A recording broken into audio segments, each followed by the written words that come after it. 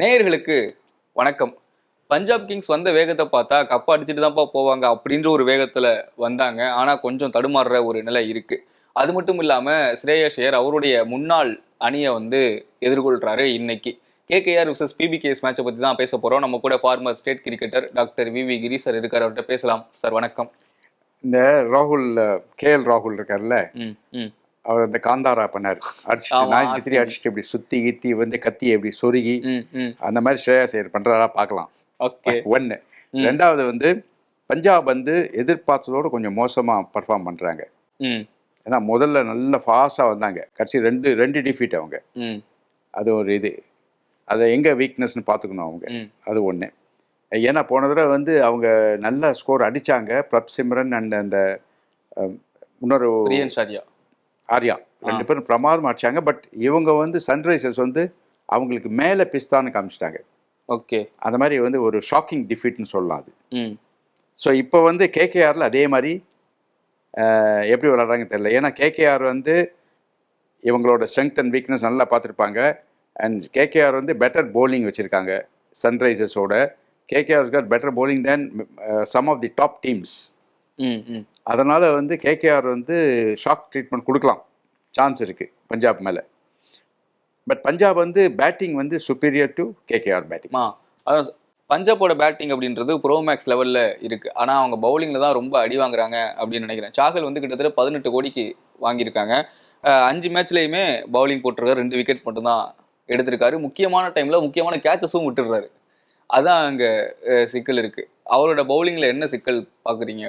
அதுதான் ஃப்ரான்ச்சைஸோட மிஸ்டேக் நான் சொல்கிறது. ஃப்ரான்ச்சைஸால் முட்டாள்னு நான் சொல்லிகிட்டே இருக்கேன். ஏன்னா சாகல் 2 வருஷமாகவே சரியாக பண்ணலை. அண்டு ஆர்சிபியில் ரெகுலராக இருந்த சாகலை வானான்னு கேட்டு விட்டாங்க. அப்புறம் ஆர்ஆர் போனார் அவர். ஆமாம், ஆர்ஆர்லேயும் சரியாக பெர்ஃபார்ம் பண்ணலை. அங்கேயும் வானான்னு சொல்லிட்டாங்க, ரீட்டைன் பண்ணலை. நான் சொல்லிட்டு புரியுதா? ரீட்டைன் பண்ணால் தான் நீங்கள் யூஸ்ஃபுல் டு த டீம்னு அர்த்தம். அது பண்ணலை. தென் வாக்ஷன் போய் இவ்வளோ கோடி கொடுத்து எடுக்கிறாங்க அவர். இதுதான் ஃப்ரான்ச்சைஸ்க்கு மூளை இல்லைங்குது நான். அண்ட் அவரோட பர்ஃபார்மன்ஸை அவர் காமிச்சிட்டார். என்னால் இவ்வளோதான் முடியும்னு காமிச்சிட்டார். அவ்வளோதான், வெரி சிம்பிள். ஏன்னா இவங்களுக்கு ஃப்ரான்ச்சைஸ் அவங்க மைண்டில் என்ன இருக்குன்னே தெரியல. Every franchise is making this mistake, including CSK. CSK mistake ஊரறியே இருக்குது, உங்களுக்கு தெரியும் யாரெல்லாம் எடுத்திருக்காங்கன்னு சொல்லிட்டு. அது மாதிரி எல்லா ஃப்ரான்ச்சைஸும் they are making mistake. Okay, wrong players எடுத்துகிட்டு பேக்கப் பண்ணிட்டு பணத்தை வேஸ்ட் பண்ணுறாங்க. இன்னொன்று என்ன இருக்குன்னா, அவர் விக்கெட் எடுக்க போக மாட்டுறாரோ அப்படின்ற மாதிரி இருக்கு. அவர் ரொம்ப டிஃபென்சிவ்ல தான் பாலே போடுறாரு. சிஎஸ்கேல அஸ்வினுக்கு அந்த பிரச்சனை இருந்தது, ரொம்ப டிஃபென்சிவா பால் போடுறாரு அப்படின்ற மாதிரி. அவரும் கூகுள் போட மாட்டாரு சார். ஒவ்வொரு அதே வருஷம் மாதிரி இப்போ இருக்கு. ஏன்னா இப்போ போன வருஷம் நீங்கள் என்ன போட்டவங்களோ அடுத்த வருஷம் அதே மாதிரி போட்டால் கூட உங்களை அடிச்சிடுவாங்க. ஏன்னா உங்களை பற்றி அவங்க ரீட் பண்ணுறாங்க, ஹோம்ஒர்க் பண்ணுறாங்க. நீங்கள் எப்படி போடுறீங்க, உங்கள் லெங்க்த்து, டெலிவரி, வெரைட்டிலாம் என்ன இருக்குன்னு சொல்லிட்டு எல்லாத்தையும் அவங்க நோட் பண்ணி வச்சுக்கிறாங்க. ஸோ நெக்ஸ்ட் டைம் நீங்கள் வரும்போது பிளான் பண்ணி உங்களை அடிச்சிடுறாங்க. அடுத்த வருஷம் இன்னும் அடிப்பாங்க. நீங்கள் என்ன பண்ணணும், வேறு ஏதாவது புதுசாக கற்றுக்கணும். இப்போ ரத்தி என்ன மாதிரி போட்டுருக்காரு, நடுவில் இப்போ லெக் பிரேக் டெவலப் பண்ணிட்டாரு. ஃபர்ஸ்ட் மேட்சுக்கும் இப்போ இன்னி மேட்சுக்கும் பார்த்தா லெக் பிரேக் ஒன்று டெவலப் பண்ணியிருக்காரு. அந்த லெக் பிரேக் போட்ட உடனே விஜயசங்கர் அவுட் ஆறாரு. பியூட்டிஃபுல் லெக் பிரேக் ஒன்று போட்டார். அதனால இந்த மாதிரி ஒரு டெவலப் பண்ணிக்கணும் எல்லாருமே. வருண் சக்கரவர்த்தி இஸ் another ஒன். அவரும் என்னன்னாக்க கூகுளி போட்டிருந்தார், டாப் ஸ்பின்னர் போட்டிருந்தா இப்போ லெக் பிரேக் போடுறாரு. ஸோ அதனால ஈ பிகம்ஸ் அ டேஞ்சரஸ் போலர். இதே நீங்கள் பிஷ்னாய் வெறும் கூகுளி தான் வச்சுருக்காரு. அதனால ஈ பிகம்ஸ் அ ப்ரெடிக்டபிள் போலர். இதுதான் வித்தியாசமே. ஸோ இவங்க என்ன டார்கெட் பண்ணிடலாம். ரவி பிஷ்னாய்னு உடனே இவங்க ஹோம் ஒர்க் பண்ணணும். கோச் சொல்லணும், ரவி பிஷ்னாய் எல்லாம் இப்படி தான் போடுவான், ஸோ அதை பார்த்து விளையாட்டுக்கும் சொல்லி அனுப்பணும். அது உடனே பேட்ஸ்மேன் அதை இம்ப்ளிமெண்ட் பண்ணணும். அப்படி தான் அது கோச். அதுதான் 10-15 கோச் இருக்காங்க, அவங்களோட வேலை இது. ஓகே, என்ன இருக்குன்னா உங்களுடைய பவுலர்ஸ் யாருக்குமே எக்கனாமி ரேட் 9க்கு கீழே இல்லை. எல்லாமே 9க்கு மேலே 11, 13 அப்படின்னு தான் இருக்குது. ஹர்ஷ்தீப் சிங் இருக்காரு, மார்க்கோ யான்சன் இருக்காரு, மேக்ஸ்வெல் இருக்காரு, ஃபெர்குசன் இருக்காரு. இத்தனை பேர் எல்லாமே மேட்ச் வின்னிங் பவுலர்ஸ் தானே. ஆனால் எதுவுமே அவங்களுக்கு ஒர்க் அவுட் ஆகலை அப்படின்ற மாதிரி. இல்லை, ஹர்ஷ்தீப் சிங் அண்ட் யான்சன் 2 பேரும் ரியலி குட் பவுலர்ஸ். பட் அவங்க ரன் நிறையா கொடுக்குறாங்கனாக்க சம்திங் ராங். ஓகே, அது அன்ஃபார்ச்சுனேட். ஏன்னா 2 பேரும் இன்டர்நேஷ்னல் பவுலர்ஸ். ஆமாம், அண்ட் அவர் சவுத் ஆஃப்ரிக்காவுக்கு மெயின் பவுலர், இவர் இந்தியாவுக்கு மெயின் பவுலர். அதனால் கண்டிப்பாக அவங்க they should bowl better. But again இந்த ரன்னு கொடுக்கறது வந்து ஒரேடியாக பவுலரை ப்ளேம் பண்ண முடியாது. இன்னைக்கு தோனி விளையாடும்போது சொன்னால் ரசிகர்களுக்கு பிடிக்காது, 3-4 ஸ்லிப் வழியாக போச்சு. ஓகே, எட்ஜில் போச்சு. லீக் பண்றது கிட்டத்தட்ட. ஓகே, அது அவர் வேணுட்டே அடிக்கல, அவர் இங்கே அடிக்கிறார், பால் அங்கே எட்ஜ் போட்டு போகுது. ஒரு பால் பிளான் பண்ணி அடிச்சாரு. 3-4 போச்சு. நான் தான் கவுண்ட் பண்ணிட்டு இருக்கேன். அதான் ஒரு ball ஏன்னா அப்படி அந்த மாதிரி ஆச்சுனாக்கா பவுலர் என்ன ப்ளேம் பண்ண முடியும் நீங்கள்? அவனோட லக்கு அப்படி அந்த மாதிரி தான் ஆகுது. ஸோ எக்ஸாக்டாக பவுலர் வந்து இவ்வளோ ரன் கொடுத்தாக்கா எக்கானமி பற்றி அவனை ப்ளேம் பண்ணக்கூடாது. எப்படி அந்த ரன் போச்சுன்னு பார்க்கணும், அது வெரி இம்பார்ட்டன்ட். ஓகே, சில பேட்ஸ்மேன் வந்து கேட்ச் ஓடுறான், அதெல்லாம் விக்கெட்டாக நீங்கள் எடுத்துக்கணும் இல்லை? இப்போ பவுலர் அழகாக போடுறான் ஒரு இது, பிஷ்னாய் இன்னைக்கு நல்லா போட்டார், அந்த சமாத் வந்து சிட்டர் கேட்சை வாங்கி விடுறாரு, அது பிஷ்னாய்க்கு கிடைக்க வேண்டிய விக்கெட்டை வந்து அவர் கெடுத்துட்டார். நீங்கள் இல்லை பிஷ்னாய் நல்லா போட்டோன்னா அவனுக்கு விக்கெட் கொடுத்துடணும். சமாதுக்கு வேணால் ரன்னை மைனஸ் பண்ணிக்கோங்க, அவன் பெனால்ட்டி மாதிரி. அந்த மாதிரி நான் எதுக்கு சொல்கிறேன்னா, ஒரு ஜோக் சொல்கிறேன் நான். பட் வந்து எக்ஸாக்டாக நீங்கள் வந்து ப்ளேம் பண்ண வேணாம். இந்த ஸ்டாட்டிஸ்டிக்ஸை பார்த்துட்டு நல்லா போட்டான்னா நல்லா போட்டான், அவ்வளோதான். அதுதான் கணக்கு. இன்றைக்கி வந்து 100 வந்து பிரமாதமாக போட்டான்.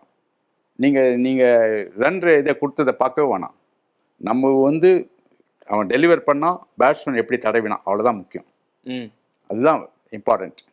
ரன்னு நடுவில் எட்ஜ் எடுத்துகிட்டு போகிறது, அப்படி போகிறது, அதெல்லாம் வந்து பேட் லக். ஓகே, நீங்கள் கிரிக்கெட் அப்படின்ற ஒரு கண்ணு வழியாக பார்க்கும்போது உங்களுக்கு இல்லை அல்டிமேட்லி அதுதானே வில் ஆன்சர் யூ. அது பெஸ்ட் பேட்ஸ்மேன் யாரை எப்படி சொல்லுவீங்க நீங்கள்? பெஸ்ட் பவுலர்னு நீங்கள் ஸ்டாட்டிஸ்டிக்ஸ் மாறிடும் டக்குன்னு. அப்படியே தூக்கி வச்ச பிளேயர் அப்படியே கீழே அமுக்கிடுவாங்க. நீங்கள் ஜடேஜா அந்த மாதிரி ஆயிடுத்து பாருங்க, எங்கோ நான் லாஸ்ட் இயர் இப்போ இறக்கி வச்சிட்டேங்க. அது மாதிரி இட் ஹேப்பன்ஸ். அதே மாதிரி கேட்ச், பெரிய பெரிய பிளேயர்லாம் கேட்ச் விடுவான்னு நான் சொல்லிகிட்டே இருந்தேன். யாரெல்லாம் கேட்ச் விடுறாங்க பாரு, ஈஸி கேட்ச்லாம் விட்டுருக்காங்க. அதான் கேட்ச் திரிபாதி கேட்ச் பிடிக்கிறான். அதனால எனிதிங் கேன் ஹேப்பன். கேட்ச் விடுறது வந்து இஸ் பியூர்லி லக்கு தான். கேட்ச் விடுறது அப்படின்றது நியூ நார்மல் ஆயிடுச்சு இப்போலாம். இல்லை, இப்போ திருப்பி அதே இடத்துல நிற்க வைக்கிறாங்க கேப்டனு.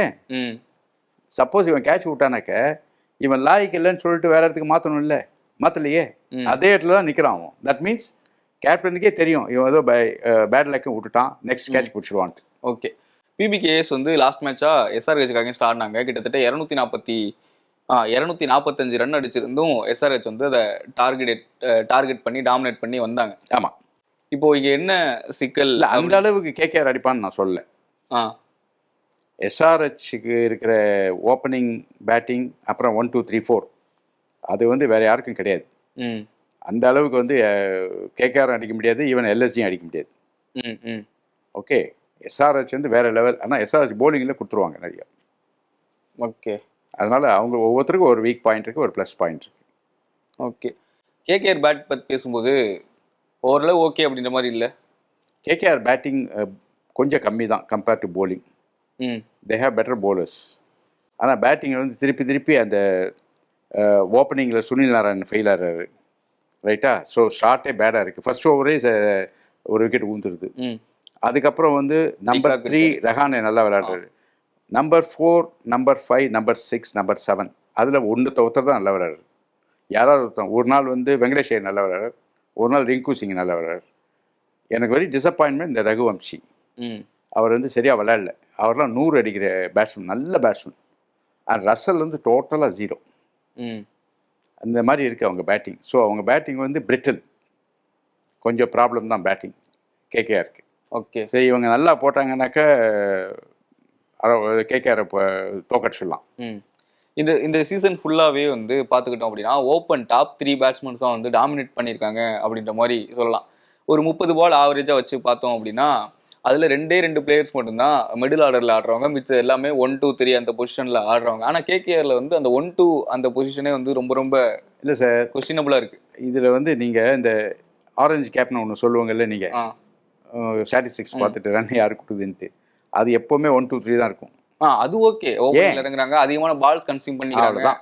மேட்டர் சிம்பிள், அவ்வளோதான். இல்லை, மினிமம் ஆவரேஜே 30 பால்ஸ் அப்படின்றாங்க. 30 பால்ன்றது நான் என்ன சொல்கிறேன்னாக்க, சில டீமில் வந்து எல்லா டீம்லையும் 1 2 3 டாப் 3 பேட்ஸ்மேன் அனுப்புவாங்க. கல்கட்டாவில் அந்த 1 2 3 சரியா இல்லை. அதான் சொல்கிறேன், அதுதான் வீக்னஸ்ன்றேன் நான். அதுதான் நான் வீக்னஸ் சொல்கிறேன். சென்னையிலையும் weakness. Chennai, Calcutta and even RR is better. ஏன்னா ஆர்ஆர் வந்து சாம்சன், ஜெய்ஸ்வால் அண்ட் ரேயான் பராக் 3 பேர் இருக்காங்க. ம் 1 2 3. ஸோ அதனால் வந்து சில டீம் தான் வீக்காக இருக்குது, சில டீம் எல்லாருமே மெஜாரிட்டி நல்ல 1 2 3 நல்லா வச்சுருப்பாங்க. ஓகே கல்கட்டாவில் 1 2 3 சரி கிடையாது கண்டிப்பாக. ஓகே சார், நாளைக்கு என்ன நடக்கலாம்? நாளைக்கு என்னை பொறுத்த வரைக்கும் பஞ்சாப் சுப்பீரியர் சைட் ம் ஆன் பேப்பர். ஸோ டெஃபினட்டாக வந்து பஞ்சாப் வந்து நல்லா பேட்டிங் பண்ணுவாங்க, போலிங்கும் பெட்டராக போடுவாங்க. ஆனால் கேகேஆரில் போலிங் இஸ் வெரி ஸ்ட்ராங். ம் அண்ட் அந்த மிஸ்ட்ரி ஸ்பின்னர் 2 பேர் இருக்காங்க.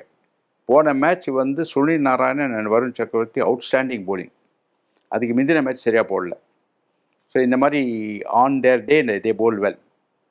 ஸோ நாளைக்கு வந்து அவங்க தினம்னாக்க இவங்களை பண்டில் பண்ணிடுவாங்க பஞ்சாபின் ட்ரபிள். ம் இல்லை நார்மலாக விளாட்ற மாதிரி அவங்க சுமாராக தான் போட்டாங்கனாக்க பஞ்சாபில் take huge total. Okay so அப்போ வந்து ஈஸி மேட்ச் அவங்களுக்கு பஞ்சாப்க்கு. ரைவல்ரி வந்து KKR bowlers versus PBKS batters batting and PBS 60, KKR 40. Okay that's my view. Okay sir, okay sir, மீண்டும் சந்திக்கலாம். ஓகே.